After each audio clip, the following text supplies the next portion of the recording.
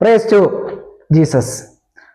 കർത്താവിൽ പ്രിയ സഹോദരങ്ങളെ, ഇന്ന് കേരളത്തിലെ ഓരോ ചർച്ചുകളിൽ തലമുറകളെ ഓരോ വിശുദ്ധന്മാർക്ക് അടിമ വെച്ച് അവരുടെ സംരക്ഷണം, ഈ അടിമ വെക്കപ്പെടുന്ന വിശുദ്ധന്മാരാരോ അവർ അവരുടെ സംരക്ഷണം ഏറ്റെടുക്കുന്ന ഒരു വിശ്വാസത്തില് ഇന്ന് നിലനിൽക്കുന്നു. ആദിമകാലം തൊട്ട് വർഷങ്ങൾക്ക് മുമ്പ് തന്നെ ഈ സമ്പ്രദായം നിലനിന്നിരുന്നു. ഇന്നും ഓരോ കുഞ്ഞുങ്ങൾ ഉണ്ടാകുമ്പോൾ ആ കുഞ്ഞുങ്ങളെ ഏത് ചർച്ചിലാണോ മാമോദിസ മുക്കുന്നത് ആ ചർച്ചിലിരിക്കുന്ന വിശുദ്ധന് അടിമ വെക്കൽ സമ്പ്രദായം ഇന്നും നിലനിന്നിരുന്നു. ഇവിടെ നമ്മളൊരു കാര്യം ശ്രദ്ധിക്കേണ്ടത്, അത്യുന്നതനായ ദൈവം തന്റെ ഗർഭഫലം ദാനവും കുഞ്ഞുങ്ങൾ സമ്മാനവുമാണ് എന്ന് വിശുദ്ധ വചനം നമ്മളെ പഠിപ്പിക്കുമ്പോൾ അതിന് വിപരീതമായി നിന്നുകൊണ്ട് ഇന്നത്തെ സഭകൾ കുഞ്ഞുങ്ങളെ ഏതെങ്കിലും ഒരു മനുഷ്യന് അടിമ സമ്പ്രദായത്തിലേക്ക് പിന്തള്ളപ്പെട്ടുകൊണ്ട് തലമുറകളിലേക്ക് ഈ സമ്പ്രദായം ഇന്നും നിലനിന്ന് പോരുകയാണ്. ഇത് യഥാർത്ഥത്തില് എവിടെ നിന്നാണ് വന്നത്? ഇത് ഏത് ഭാഗത്തു നിന്നാണ് വന്നത്? സ്തോത്രം, ഹല്ലേലൂയ. ആദിമകാലത്ത്, അതായത് മണ്ണേപ്പേടി, പുലപ്പേടി എന്നൊരു ദുരാചാരം കൊല്ലവർഷം 871 മുമ്പ് നിലനിന്നിരുന്നു. അന്ന് കൊച്ചിയിലും തിരുവിതാംകൂറിലും ചില പള്ളികളിൽ ഈ അടിമവെക്കൽ സമ്പ്രദായം യഥാർത്ഥമായി നിലനിന്ന് ചരിത്രം പരിശോധിക്കുമ്പോൾ നമുക്ക് കാണുവാനായിട്ട് സാധിക്കും.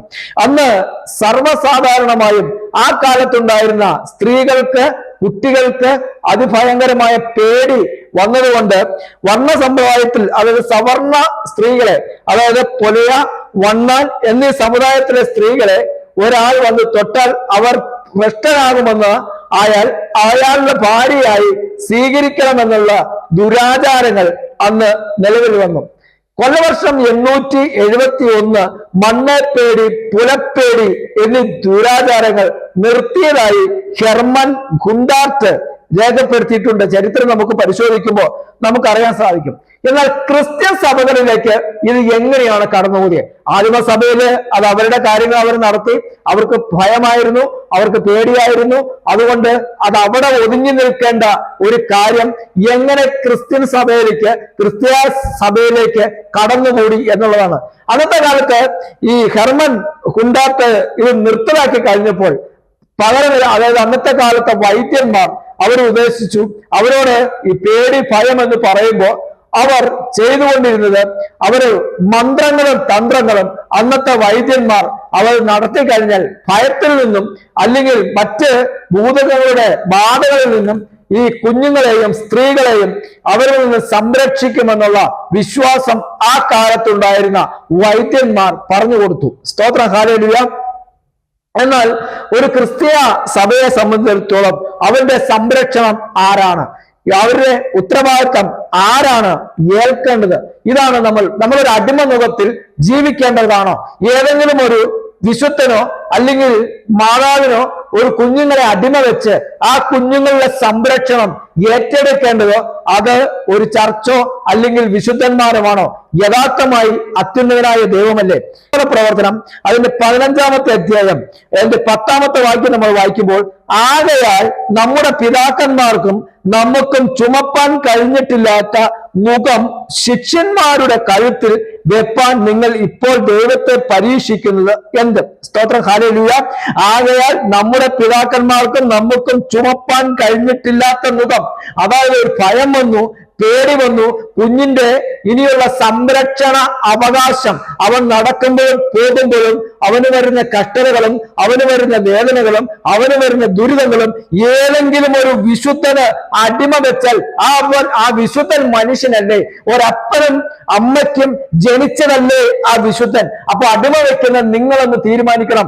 ഒരു മനുഷ്യനെ അടിമ വെച്ച് കഴിഞ്ഞാൽ അപ്പൊ അടിമത്ത വ്യവസ്ഥ ഇന്നും സഭകളിൽ നിൽക്കുന്നില്ലേ? യേശു ക്രിസ്തു അങ്ങനെ പഠിപ്പിച്ചിട്ടുണ്ടോ? സഭ ഏതെങ്കിലും ഒരു മനുഷ്യൻ കീഴിൽ അടിമയായിരിക്കണമെന്ന് അത്യുന്നതനായ ദൈവം പോലും കൽപ്പിച്ചിട്ടില്ല. നീ എന്റെ ദാസനായിരിക്കാൻ പറഞ്ഞാൽ ക്രിസ്തുവിന്റെ വേല ചെയ്യാനാണ് പഠിപ്പിച്ചിരിക്കുന്നത്. അത് കോപ്പി അടിച്ച് അവരുടെ അതേ സമ്പ്രദായം കോപ്പി അടിച്ചു. ആദ്യമേ ഞാൻ പറഞ്ഞു, ആ കാലത്ത് ഈ ഹെർമൻ ഗുണ്ടാർട്ട് നിർത്തലാക്കപ്പെട്ടു.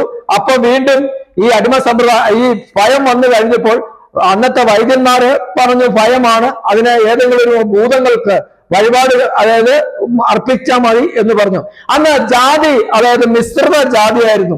അതായത് ഒരു സ്ഥലത്ത് ക്രിസ്ത്യൻസ്, മറ്റൊരു സ്ഥലത്ത് അടുത്ത മതത്തിൽപ്പെട്ടവര് നിൽക്കുമ്പോൾ ഇവരുടെ ഇടയിൽ ചൊല്ലുണ്ടായി, ഭയം വന്ന ക്രിസ്ത്യൻ പെൺകുട്ടികൾക്കും ആൺകുട്ടികൾക്കും ഭയം വന്നു കഴിഞ്ഞപ്പോൾ ഇവർ രഹസ്യമായിട്ട് എന്തു ചെയ്തു? രഹസ്യമായിട്ട് മൂർത്തികൾക്ക് പല മൂർത്തികൾക്കും അടിമവെച്ചു. പല മൂർത്തികൾക്കും അന്നത്തെ ഈ കൊല്ലവർഷം 871 ആ ഒരു കാല പീരീഡിനനുസരിച്ച് മൂർത്തികൾക്ക് അടിമവെച്ചു. എന്ന് വെച്ചാൽ ഇനി അവര് ഭയപ്പാടുണ്ടാകത്തില്ല, അല്ലെങ്കിൽ അവർക്ക് ഭയപ്പാടുണ്ടാകത്തില്ല. ഈ ഏത് മൂർത്തിക്കാണോ അടിമ വെച്ചത് ആ മൂർത്തി ഇവരുടെ സംരക്ഷണം ഏറ്റെടുക്കും. ഇത് കോപ്പി അടിച്ചുകൊണ്ട് ആ കാലത്തുണ്ടായിരുന്ന പുരോഹിതന്മാർ മധ്യ തിരുവിതാംകൂറിലും കൊച്ചിയിലും പല ദേവാലയങ്ങളിൽ എന്ത് ചെയ്തു? കോപ്പി അടിച്ചു കൊണ്ടുവന്ന് ഗീവർഗീസിനും അതുപോലെ മാതാവിനും മക്കളെ പെൺകുട്ടികളുണ്ടായാൽ മാതാവിന് അടിമ വയ്ക്കുക, ആൺകുട്ടികളുണ്ടായാൽ ഗീവർഗീസ് പുണ്യാളനെ അടിമ വയ്ക്കുക. അങ്ങനെ ആ ഒരു സമ്പ്രദായത്തിലേക്ക് അന്നിരുന്ന പുരോഹിതന്മാർ ഈ ജാതീയ സമ്പ്രദായം കോപ്പിയടിച്ച് കുഞ്ഞുങ്ങളെ കൊണ്ടുവന്നു. അന്ന് മുതൽ ഞാൻ ഈ ക്ലാസ് എടുക്കുന്ന സമയം വരെ അടിമ വ്യവസ്ഥ ഇന്നും നിലനിൽക്കുന്നു. എന്നാൽ ഉദയംപേരൂർ സുന്നോദോസിന്റെ കാനോനികൾ ക്രിസ്ത്യാനികളുടെ ഈ അധപ്പതനത്തെ പറ്റി വ്യക്തമായിട്ട് രേഖപ്പെടുത്തിയിട്ടുണ്ട്. അത് തെറ്റാണെന്നും അതൊരു ക്രിസ്തീയ വിശ്വാസത്തിന് യോജിച്ചതല്ലെന്നും എല്ലാ സഭകളും ഇത് നിർത്തലാക്കണമെന്നും ഇത് വെറും തെറ്റാണെന്നും ഇത് അന്യ സംസ്കാരങ്ങളിൽ നിന്ന് തന്റെ കുഞ്ഞുങ്ങളെ അടിമ വയ്ക്കപ്പെടുന്നത് വളരെ തെറ്റാണെന്ന് കർശനമായി അതിനെപ്പറ്റി ഈ ക്രിസ്ത്യാനികളുടെ ഈ അധപ്പതനത്തെ പറ്റി വ്യക്തമായിട്ട് ഉദയംപേരൂർ സുന്നോദോസിന്റെ കാനോനികൾ വ്യക്തമായി ചരിത്രം പരിശോധിക്കുമ്പോൾ അത് രേഖപ്പെടുത്തിയിട്ടുണ്ട്. ഇവിടെ നമ്മൾ പ്രത്യേകിച്ച് ഇവിടെ നോക്കേണ്ട ഒരു വിഷയം എന്ന് പറയുന്നത് ഗലാത്യ ലേഖനം 2-ാം അധ്യായം അതിന്റെ 16-ാമത്തെ വാക്യത്തിലേക്ക് നമ്മൾ നോക്കുമ്പോൾ, എന്നാൽ യേശുക്രിസ്തുവിലുള്ള വിശ്വാസത്താലല്ലാതെ ന്യായപ്രമാണത്തിന്റെ പ്രവൃത്തികളാൽ മനുഷ്യൻ നീതീകരിക്കപ്പെടുന്നില്ല എന്ന് അറിഞ്ഞിരിക്കൊണ്ട് നാമും ന്യായപ്രമാണത്തിന്റെ പ്രവൃത്തികളാലല്ല ക്രിസ്തുവിനുള്ള വിശ്വാസത്താൽ തന്നെ നീതീകരിക്കപ്പെടേണ്ടതിന് ക്രിസ്തു യേശുവിൽ വിശ്വസിച്ചു. ന്യായപ്രമാണത്തിന്റെ പ്രവൃത്തികളാൽ ഒരു ജഡവും നീതീകരിക്കപ്പെടുന്നില്ല. ഇതാണ് പൗലോസ്ലീഹ വ്യക്തമായിട്ട് ജനത്തെ പഠിപ്പിച്ചത്. ഈ അടിമ വ്യവസ്ഥയിൽ നിന്നും പറയുന്നു, എന്നാൽ യേശുക്രിസ്തുവിലുള്ള വിശ്വാസത്താൽ അല്ലാതെ നീ ന്യായപ്രമാണത്തിന്റെ പ്രവൃത്തി ചെയ്താൽ നിന്റെ ഒരു പ്രവൃത്തികളിലും ഒരു ജഡവും നീതീകരിക്കപ്പെടുന്നില്ല. ഏത് ചർച്ചില് ഇന്ന് കുഞ്ഞുങ്ങളെ കൊണ്ടുപോയി ഏത് വിശുദ്ധന് അടിമ വെച്ചാൽ ഇന്ന് ഞാൻ പറയട്ടെ, എത്ര കുഞ്ഞുങ്ങൾ ഇന്ന് കേരളത്തിൽ മാനസാന്തരപ്പെടുന്നുണ്ട്? എത്ര കുഞ്ഞുങ്ങൾ മാനസാന്തരപ്പെടുന്നുണ്ട്? അപ്പൊ നമ്മുടെ ജീവിതത്തിലേക്ക് നമ്മൾ തിരിഞ്ഞു നോക്കുക.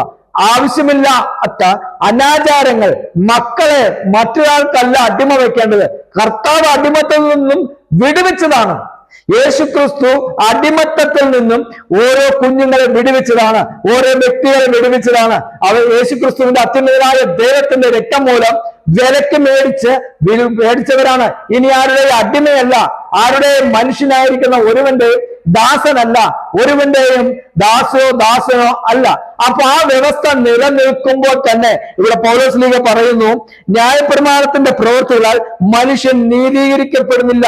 ഏത് നേർച്ചകളും ഏത് കാഴ്ചകളും ഏത് വിഗ്രഹത്തിന്റെ മുമ്പിൽ കൊണ്ടുപോയി സ്വന്തം കുഞ്ഞുങ്ങളെ മൊളാക്ക് ദേവന്റെ മുമ്പിൽ കൊണ്ടുപോയി കൈനീട്ടി കൊടുക്കുന്നത് പോലെ നിങ്ങളൊരു വിഗ്രഹത്തിന്റെ മുമ്പിൽ പോയി സ്വന്തം തലമുറകളെ അടിമത്തത്തിലേക്ക് വെക്കുമ്പോൾ ആ വിഗ്രഹത്തിലിരിക്കുന്ന പിശാചിന്റെ അടിമകളാണ് നിങ്ങളുടെ തലമുറകൾ. പിശാചിന്റെ അടിമകളാണെന്ന് വ്യക്തമായിട്ട് വിശുദ്ധ പൗലോസ് അപ്പോസ്തലൻ വ്യക്തമായിട്ട് 1 കൊരിന്ത്യർ ലേഖനം അതിന്റെ 10-ാമത്തെയും 20-ാമത്തെ വാക്യം തൊട്ട് വായിക്കുമ്പോൾ, ഒരു വിഗ്രഹത്തിന് ബലി കഴിക്കുകയും വിഗ്രഹത്തിനോട് നേർച്ചയും വഴിപാടും കഴിക്കുമ്പോൾ അത് ഭൂതത്തിലേക്കാണ് ആ വഴിപാടും നേർച്ചയും പോകുന്നത് എന്ന് വ്യക്തമായിട്ട് വിശുദ്ധ പൗലോസ് അപ്പോസ്തലൻ വ്യക്തമായിട്ട് പറയുകയാണ്, പഠിപ്പിക്കുകയാണ്. അങ്ങനെയാണെങ്കിൽ ഓരോ കുഞ്ഞുങ്ങളെയും സഹോദര വിഗ്രഹത്തിന് മുമ്പിലും അല്ലെങ്കിൽ മാതാവിന്റെ ഫോട്ടോയുടെ മുമ്പിലും അല്ലെങ്കിൽ ആ പേരിൽ, ഇനി ഫോട്ടോ ഇല്ലെന്ന് വെക്കട്ടെ, ആ വിഗ്രഹം ഇല്ലെന്ന് വെക്കട്ടെ, ആ നാമധേയത്തിൽ വെച്ചാൽ പോലും അത് ഭൂതങ്ങളുടെ അടുത്തേക്കാണ് ആ നേർച്ചയും കാഴ്ചയും പോകുന്നത്. അപ്പൊ നിങ്ങളുടെ തലമുറ ഭൂതങ്ങൾക്ക് അടിമപ്പെടുത്തിയോ? നിങ്ങളുടെ കുടുംബത്തെ ഭൂതങ്ങൾക്ക് അടിമപ്പെടുത്തിയോ? തന്നെയുമല്ല, വിവാഹപ്രായമാകുമ്പോൾ ഈ ഈ ഈ അടിമ വെക്കൽ സമ്പ്രദായം വീണ്ടെടുക്കണം. അതാണ് വ്യവസ്ഥ. എന്ന് വെച്ചാൽ ഏത് സമയത്താണോ വിവാഹം നടക്കേണ്ടത് ആ സമയത്ത് അടിമ വെച്ച ദേവാലയം ഏതാണോ, മാമോദിസ മുഖ്യ ദേവാലയം ഏതാണോ ആ ദേവാലയത്തിൽ പോയി ഈ അടിമ വ്യവസ്ഥ വീണ്ടെടുക്കണം. അപ്പോ അതുവരേക്കും ഈ വിശുദ്ധന് അടിമയാണോ?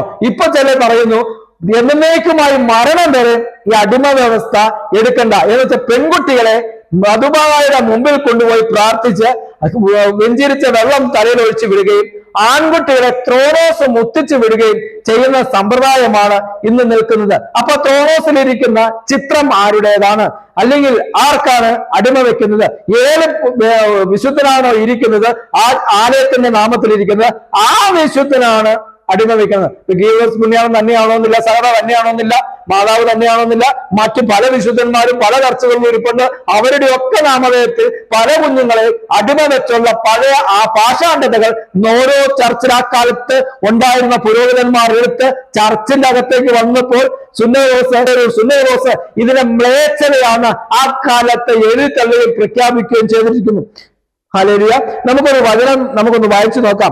ഗലാത്യ ലേഖനം അതിന്റെ 5-ാമത്തെ അധ്യായത്തിലേക്ക് പറയുന്നു. അത് 2:16 ഇങ്ങനെ പറയുന്നു: ക്രിസ്തുവിലുള്ള വിശ്വാസത്താൽ തന്നെ നീതീകരിക്കപ്പെടേണ്ടതിന് ക്രിസ്തുവിൽ വിശ്വസിച്ചു ന്യായപ്രമാണത്തിൽ പ്രവൃത്തികളാൽ ഒരു ജനവും നീതീകരിക്കപ്പെടുന്നില്ല. അപ്പൊ വിശ്വാസമില്ലാതെ നിങ്ങളുടെ ഏത് പ്രവൃത്തികളാണ് നീതീകരിക്കപ്പെടുന്നത്? അപ്പൊ വിശ്വാസമുള്ള, ക്രിസ്തുവിൽ വിശ്വാസമുള്ള ഒരുവൻ ആർക്കാണ് അടിമ വെക്കാൻ തന്റെ തലമുറകളെ കൊണ്ടേ കൊടുക്കുന്നത്? മൊളാക്കർ ലേഖനം കൊടുക്കുന്നത് പോലെ ഏതോ അന്ധവിശ്വാസവും പാഷാണ്ഡതകളും പഴയ കാലത്ത് നിന്ന് സഭയിലേക്ക് കയറി വന്നിട്ടല്ലേ ഇന്നും തന്റെ തലമുറകളെ മനുഷ്യനോ അല്ലെങ്കിൽ വിഗ്രഹത്തിന്റെ മുമ്പിലോ കൊണ്ടുപോയി അടിമ സമ്പ്രദായം ഇന്നും വെക്കുന്നത്.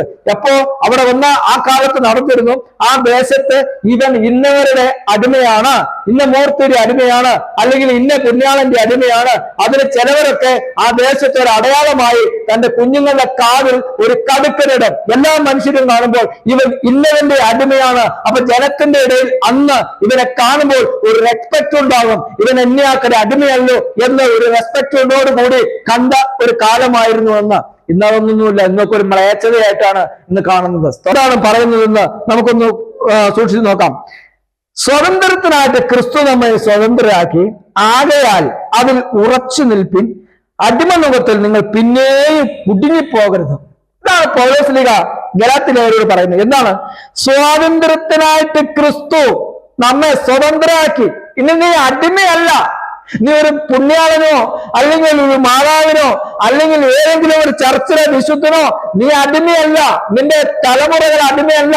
നിനക്ക് ഗർഭഫലം, കുഞ്ഞുങ്ങളെ ഇതെല്ലാം തന്നത് അത്യുന്നതനായ ദൈവത്തിന്റെ ദാനവും സമ്മാനവുമായ നീ അതിനെ സ്വീകരിച്ചിട്ട് മറ്റൊരു ചർച്ചിൽ മനുഷ്യനുണ്ടാക്കി വെച്ചിരിക്കുന്ന കല്ലിന്മേൽ കല്ല് ശേഷിച്ചു വെച്ചിരിക്കുന്ന ചർച്ചിന്റെ അകത്ത് കൊണ്ടുപോയി നീ അടിമപ്പെടുത്തുമ്പോ കർത്താവൂടെ വിശുദ്ധ പൗലോസിലേക്ക് പ്രഖ്യാപിക്കുകയാണ്. 5-ാം അധ്യായം 1-ാമത്തെ വാക്യത്തിൽ എന്താണ്?